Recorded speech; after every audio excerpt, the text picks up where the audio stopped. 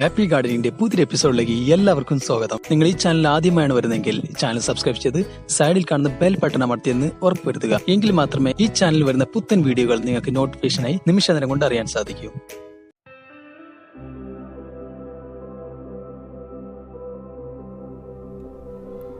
നമ്മൾ മലയാളികളുടെ സംസ്ഥാന പുഷ്പമാണ് കണിക്കൊന്ന.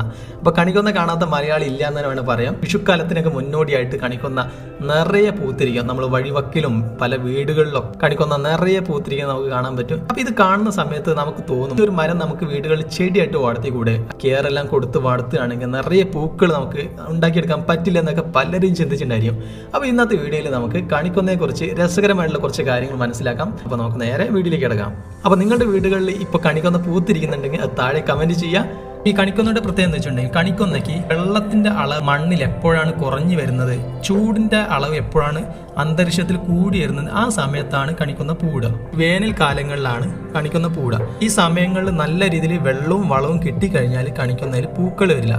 പകരം കണിക്കൊന്നയിൽ ഉണ്ടാവുക നിറയെ ഇലകളാണ്. പച്ചപ്പ് നിറഞ്ഞ തളിരിട്ട ഇലകൾ കണിക്കൊന്നയിൽ പ്രത്യക്ഷപ്പെടും. നല്ല വർഷങ്ങളിൽ നിങ്ങൾ കണ്ടിട്ടുണ്ടായിരിക്കും. ഈ കണിക്കൊന്ന പൂക്കുന്നതിന് മുന്നോടിയായിട്ട് വേനൽ മഴയ്ക്ക് നന്ന ശക്തിയായിട്ട് നേരത്തെ വന്നിട്ടുണ്ടെങ്കിൽ ആ വർഷം നമ്മുടെ കണിക്കൊന്നയിൽ പൂക്കൾ വളരെ കുറവായിരിക്കും. ചിലപ്പോൾ പൂക്കളെ കണിക്കൊന്നയിൽ ഉണ്ടാവില്ല. ചെടിയായിട്ട് നമ്മൾ കണിക്കൊന്ന വളർത്തുന്ന സമയങ്ങളിൽ നമ്മൾ നന്നായിട്ട് നനച്ചു കൊടുക്കും. അപ്പോൾ ഈ വേനൽ കാലങ്ങളിൽ നമ്മൾ നന്നായിട്ട് നനയ്ക്കും വളമൊക്കെ കൊടുത്തു കഴിഞ്ഞാൽ നമ്മുടെ കണിക്കൊന്ന തീരെ പൂക്കില്ല.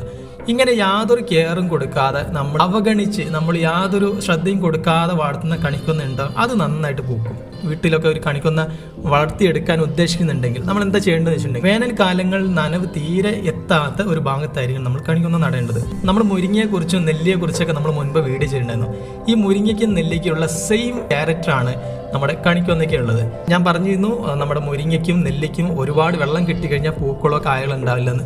അതുപോലെ തന്നെയാണ് നമ്മുടെ ഈ ഒരു കണിക്കൊന്നയുടെ കാര്യം. അപ്പം ഈ ഒരു കാര്യങ്ങളൊക്കെ നമ്മൾ കണ്ടുകൊണ്ട് ഈ കാര്യങ്ങളൊക്കെ മുൻകൂട്ടി നമ്മൾ അറിഞ്ഞുകൊണ്ട് നമ്മൾ കണിക്കൊന്നയൊന്ന് ശ്രദ്ധിച്ചു കഴിഞ്ഞാൽ നമുക്ക് തീർച്ചയായിട്ടും നമ്മുടെ വീട്ടിൽ കണിക്കൊന്നയൊക്കെ വളർത്തിയെടുക്കാൻ പറ്റും. അപ്പം നിങ്ങളുടെ വീട്ടിൽ കണിക്കൊന്നയൊക്കെ ഉണ്ടെങ്കിൽ അത് ഈ ഒരു വേനൽ കാലങ്ങളിൽ വിഷുവിനെ മുന്നോടിയൊക്കെ ആയിട്ട് വിഷുവിൻ്റെ സമയത്തൊക്കെ നിറയെ പൂക്കൾ വന്ന് ഇല കാണാത്ത രീതിയിൽ, ഇല ഇല്ലാത്ത രീതിയിൽ പൂക്കൾ വന്ന് മൂടണമെന്നുണ്ടെങ്കിൽ നിങ്ങൾ ഈ ഒരൊറ്റ കാര്യം ചെയ്താൽ മതി. കണിക്കൊന്നയ്ക്ക് ഏതെങ്കിലും രീതിയിൽ വെള്ളം എത്തുന്നുണ്ടോ, ആ മണ്ണിൽ നനവ് എത്തുന്നുണ്ടോ, അത് നിങ്ങൾ സ്റ്റോപ്പ് ചെയ്യാം. അങ്ങനെ സംഭവിക്കുമ്പോൾ കണിക്കൊന്നയിലുള്ള ഇലകളെല്ലാം പൊഴിഞ്ഞു വീഴാൻ തുടങ്ങും. അതൊരു സ്ട്രെസ്സിലേക്ക് മാറും. കണിക്കൊന്ന ഒരു ചെറിയ സ്ട്രെസ്സിലേക്ക് മാറുകയാണ് ഈ വേനൽക്കാലത്ത്. അങ്ങനെ ചെറിയ സ്ട്രെസ് വരുമ്പോഴാണ് കണിക്കൊന്ന നിറയെ പൂക്കുന്നത്. അപ്പോൾ കണിക്കൊന്നയെ കുറിച്ച് ഈ രസകരമായിട്ടുള്ള കുറച്ച് കാര്യങ്ങളാണ് നിങ്ങളോട് പറയാനുണ്ടായിരുന്നത്. അപ്പോൾ നിങ്ങളുടെ വീട്ടിൽ കണിക്കൊന്ന നന്നായിട്ട് പൂത്തിരിക്കുന്നുണ്ടെങ്കിൽ താഴെ കമന്റ് ചെയ്യാം. അപ്പോൾ എല്ലാവർക്കും മുൻകൂറായിട്ട് നല്ലൊരു വിഷു ആശംസിച്ചുകൊണ്ട് അടുത്ത വീഡിയോ കാണുന്നവരെ ബൈ.